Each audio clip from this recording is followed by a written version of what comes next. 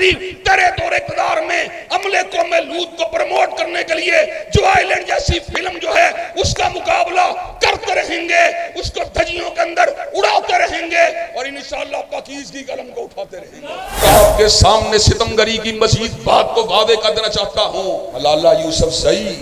جس سے آپ سارے لوگ واقف ہیں کہ جس نے پاکستان کے نظریے کو تار تار کر کے انگریزوں سے نوبل انعام کا تمغہ بھی حاصل کر لیا ہے، ملالہ یوسف زئی جس فلم کی پروڈیوسر ہے جو آئیلینڈ کے نام سے عملے قوم لوط کو پروموٹ کرنے کے لیے پاکستان کے سینسر بورڈ نے